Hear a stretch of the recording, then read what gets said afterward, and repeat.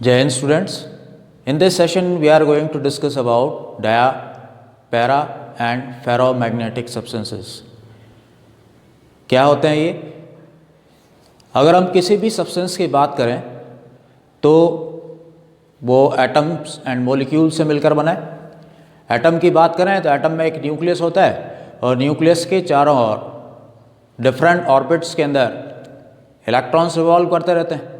Nucleus में जितने proton हैं, न्यूक्लियस के चारों ओर उतने ही नंबर में इलेक्ट्रॉन्स रिवॉल्व करते रहते हैं। तो यहाँ हम एक इलेक्ट्रॉन के रिवोल्यूशन की बात करें तो जब वो ऑर्बिटल मोशन करता है तो वो एक करंट लूप को रिप्रेजेंट करता है। करंट लूप से मैग्नेटिक फील्ड जनरेट होता है, ये हम पढ़ चुके हैं। साथ ही साथ ये जो इलेक्ट्रॉन है ये ऑर्बिटल मोशन के साथ साथ में अपनी एक्सिस के अबाउट स्पिन मोशन भी करता है। मैग्नेटिज्म प्रोड्यूस करने में spin motion of the electron का ज़्यादा रोल होता है। तो ये सब देखते हुए फैराडे ने एक्सपेरिमेंट के बेसिस पे ये पाया कि यूनिवर्स में जितने भी सब्सटेंसेस हैं वो मैग्नेटिक प्रॉपर्टी शो करते हैं, कोई कम करता है कोई ज़्यादा करता है। तो जब उनको मैग्नेटिक फील्ड में रखा जाता है तो कुछ उसकी डायरेक्शन में, कुछ उसकी अपोजिट डायरेक्शन में, कुछ स्ट्रांगली और कुछ वीकली मैग्नेटाइज होते हैं। On the basis of that, the substances are classified in 3 classes. First of that is diamagnetic substances.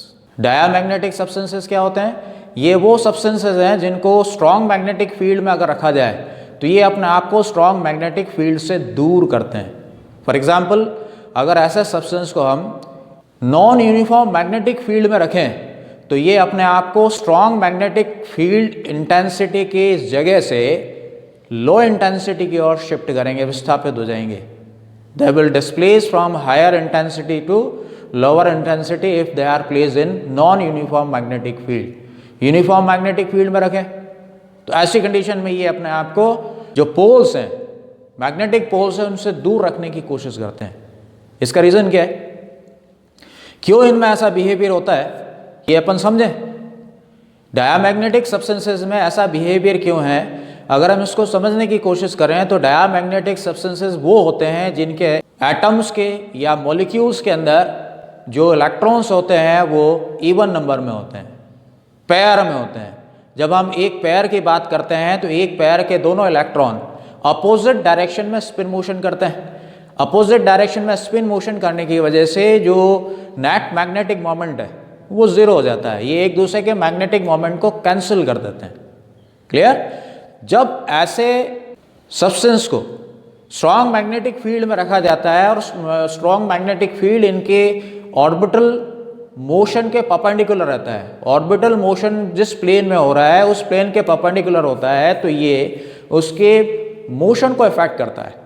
External magnetic field क्या करता है, क्योंकि ये जो पेयर्ड में इलेक्ट्रॉन है उसमें से एक क्लॉकवाइज और एक एंटी क्लॉकवाइज स्पिन मोशन कर रहा है, तो ये जो एक्सटर्नल मैग्नेटिक फील्ड है वो एक इलेक्ट्रॉन पर न्यूक्लियस की तरफ और दूसरे इलेक्ट्रॉन पे अपोजिट टू न्यूक्लियस बाहर की ओर लगता है। इस वजह से इनके सेंट्रिपिटल फोर्सेस में चेंजेस आ जाते हैं।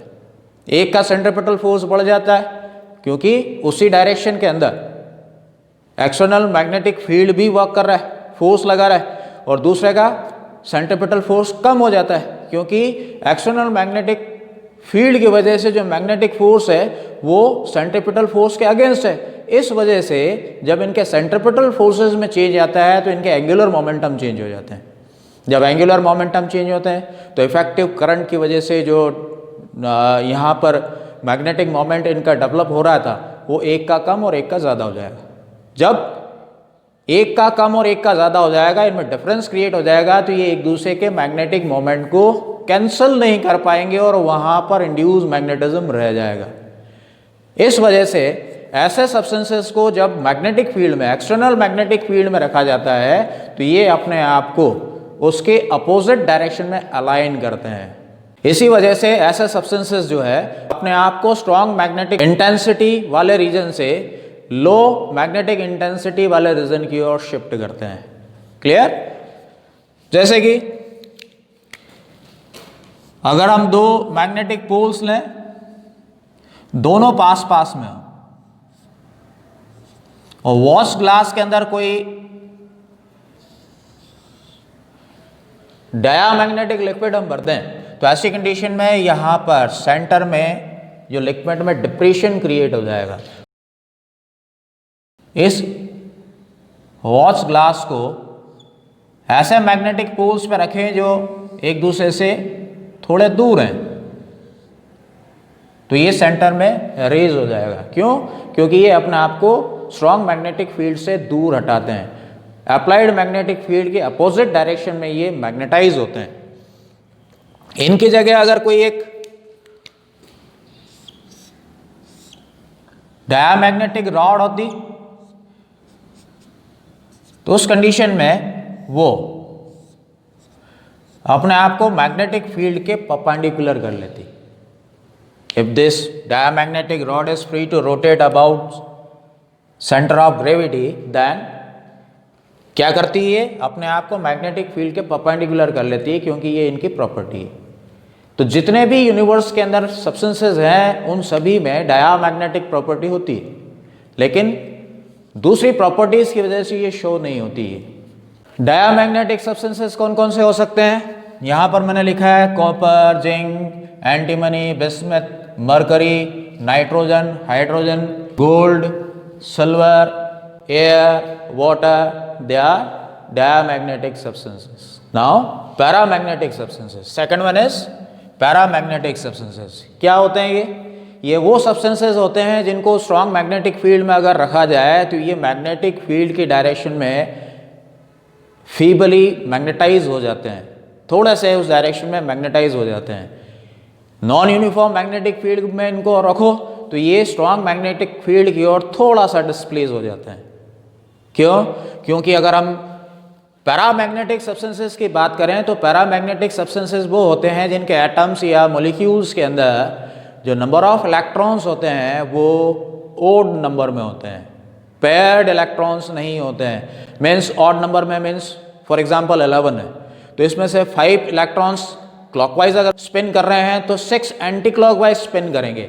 इस वजह से ऐसे सब्सटेंसेस के एटम्स या मॉलिक्यूल्स का नेट मैग्नेटिक मोमेंट जीरो नहीं होता। यही रीज़न है कि वो जब स्ट्रॉन्ग मैग्नेटिक फील्ड में उनको रखा जाता है तो मैग्नेटिक फील्ड की डायरेक्शन में ये अपने आप को अलाइन करते हैं। कौन कौन हो सकते हैं? Sodium, calcium, aluminium, copper chloride, oxygen etcetera.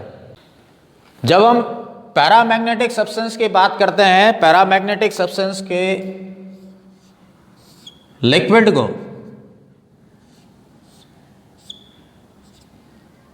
Wash glass में हम इस तरह से रखें जैसा हमने डायामैग्नेटिक के लिए देखा था, तो हम क्या पाएंगे? अगर ये दोनों पास पास में हैं तो पैरामैग्नेटिक लिक्विड जो है सेंटर पे रेज हो जाएगा। अगर मैग्नेटिक पोल्स एक दूसरे से कंपैरेटिवली दूर हैं तो ऐसी कंडीशन में जो पैरामैग्नेटिक सब्सटेंस है वो एजेस के ऊपर रेज हो जाएगा, सेंटर में डिप्रेशन यहाँ पर क्रिएट होगा, क्योंकि यहाँ पर मैग्नेटिक फील्ड इंटेंसिटी मैक्सिमम है तो यहाँ पर ये रेज हो गया। यहाँ पर पोल्स में मैक्सिमम है, ये डिस्टेंस बढ़ गया तो ये बीच में से इसमें डिप्रेशन आ जाएगा। अगर डायामैग्नेटिक सब्सटेंस का कोई एक रॉड हम लेते जो अपने सेंटर ऑफ ग्रेविटी पर रोटेट कर सकती है, उसको इनके बीच में रखते तो वो रॉड अपने आप को क्या करती? मैग्नेटिक फील्ड की डायरेक्शन में अलाइन कर लेती। तो ऐसे सब्सटेंसेस पैरामैग्नेटिक सब्सटेंसेस कहलाते हैं। Third one is ferromagnetic substances. Ferromagnetic substances में जो एटम्स या मॉलिक्यूल्स होते हैं उनके अंदर जो इलेक्ट्रॉन्स हैं वो पैरामैग्नेटिक सब्सटेंसेस की तरह ही होते हैं, ऑड नंबर में होते हैं, अनपेयर्ड होते हैं। इस वजह से इनका नेट मैग्नेटिक मोमेंट जीरो नहीं होता। लेकिन खास बात यह है कि पैरामैग्नेटिक सब्सटेंसेस वो होते हैं जिनको स्ट्रॉन्ग मैग्नेटिक फील्ड में रखते ही अपने आप को ये इंस्टेंटली उस मैग्नेटिक फील्ड के अलॉन्ग अलाइन कर लेते हैं। ऐसे सब्सटेंसेस को अगर नॉन यूनिफॉर्म मैग्नेटिक फील्ड में रखा जाए तो ये क्विकली लो इंटेंसिटी एरिया से हाई इंटेंसिटी एरिया की ओर शिफ्ट हो जाते हैं, डिस्प्लेस हो जाते हैं। पैरामैग्नेटिक एंड फेरोमैग्नेटिक सब्सटेंसेस की हम बात करें तो दोनों में सिर्फ इंटेंसिटी का ही फर्क है। ये फीबली मैग्नेटाइज होते हैं, नॉन यूनिफॉर्म मैग्नेटिक फील्ड में ये लो इंटेंसिटी एरिया से हाई इंटेंसिटी एरिया की ओर शिफ्ट होते हैं, लेकिन थोड़ा सा, लेकिन ये इंस्टेंटली शिफ्ट होते हैं और ज़्यादा शिफ्ट होते हैं। क्लियर?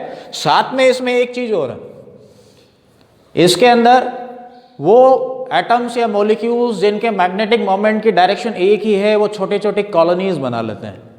इन कॉलोनीज को डोमेन्स कहा जाता है, और ये जो डोमेन्स हैं, इन सभी डोमेन्स का अपना एक नेट मैग्नेटिक मोमेंट होता है। और अगर हम नॉर्मल कंडीशन में बात करें तो ये जो डोमेन्स हैं ये बिखरे पड़े रहते हैं, जैसे कि ईंट का एक ढेर है। लेकिन जैसे ही मैग्नेटिक फील्ड में इनको लाया जाता है, स्ट्रॉन्ग मैग्नेटिक फील्ड में इनको लाया जाता है, तो डोमेन्स जो हैं वो स्ट्रॉन्ग मैग्नेटिक फील्ड की डायरेक्शन में अलाइन होने लगते हैं। उन डोमेन्स का नंबर बढ़ने लगता है, या वो डोमेन्स बड़े होने लगते हैं जो एक्सटर्नल मैग्नेटिक फील्ड की डायरेक्शन में है, और जो दूसरे डोमेन्स हैं जो उसकी डायरेक्शन में नहीं है, उनकी साइज छोटी होने लगती है। इस तरह से ऐसे सब्सटेंसेस को अगर स्ट्रॉन्ग मैग्नेटिक फील्ड में रखा जाए और स्ट्रॉन्ग मैग्नेटिक फील्ड हटा भी लिया जाए, तब भी इनके अंदर मैग्नेटिज्म रह जाता है। इसी वजह से ऐसे सब्सटेंसेस से ही मैग्नेट बनाए जाते हैं। कौन कौन से हो सकते हैं? आयरन, कोबाल्ट, निकल, मैग्नेटाइट, और इनके कॉम्बिनेशन से मैग्नेट्स बनाए जाते हैं। फेरोमैग्नेटिक सब्सटेंस को